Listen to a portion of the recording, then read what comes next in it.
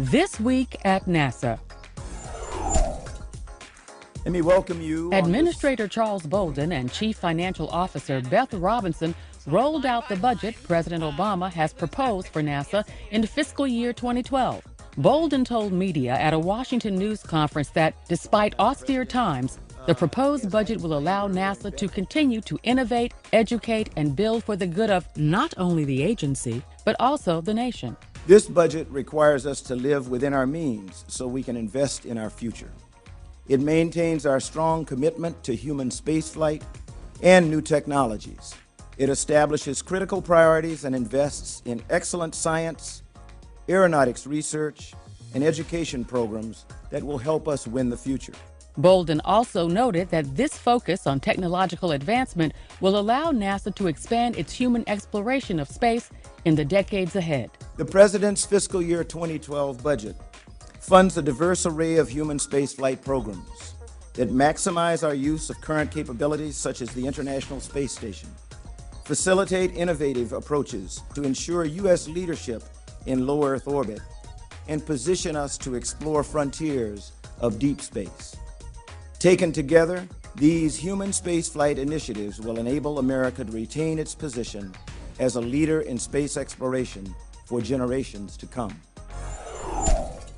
NASA managers have announced an official launch date for Space Shuttle Discovery on STS-133. We had a really thorough review today, and we set the 24th at 4:50 p.m. for the launch of Discovery. The announcement came at the conclusion of the Flight Readiness Review, or FRR, a meeting to assess and determine if preparations for flight are on target. I can't say enough about the work that the teams have done. They did a tremendous job down here at the Cape, removing the foam, installing the radius blocks, making the modifications, getting the orbiter back out at the pad. The team just did a tremendous job. The amount of effort and work that went into this is really, truly amazing. And then you couple that it's at the end of the program and we're done building tanks, and we've effectively almost all but turned out the lights at that MAF facility.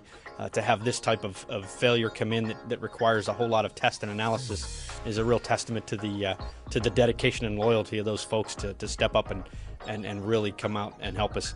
Everything's going really, really well. Looking forward to the countdown starting Monday and a liftoff next Thursday. STS-133 will be the 35th shuttle mission to the International Space Station. Discovery will carry crew members Commander Steve Lindsay, pilot Eric Bowe, and mission specialists Alvin Drew, Michael Barrett, Steve Bowen, and Nicole Stott. This is Discovery's final flight to the complex, a retirement well earned. With a total of 38 missions, Discovery has made more flights than any other shuttle. She's carried satellites like the Hubble Space Telescope and the Ulysses robotic probe into space, delivered the Japanese Kibo laboratory to the ISS, and was the first shuttle to rendezvous with the Russian Mir space station. It's like sending a paper airplane. Expedition 26 flight engineers Dmitry Kondratyev and Oleg Skripochka performed their second spacewalk in less than a month. They ventured outside the International Space Station to install a pair of earthquake and lightning sensing experiments. They also retrieved a pair of exposed panels that'll help international researchers determine the best materials to use in building long-duration spacecraft. Retrieving a similar materials exposure package was among the tasks the two cosmonauts performed during their previous spacewalk on January 21st. 4, 3, 2, unité. Top, allumage Vulcain. After the successful launch of its Ariane 5 rocket from Kourou, French Guiana, the Johannes Kepler Automated Transfer Vehicle 2, or ATV-2, is on its way to the International Space Station. The unpiloted European cargo ship will deliver some 7 tons of fuel, food, and supplies to the orbiting complex. 8 days after launch, the ATV is scheduled to rendezvous and dock to the aft port of the station's Zvezda service module. It will remain there until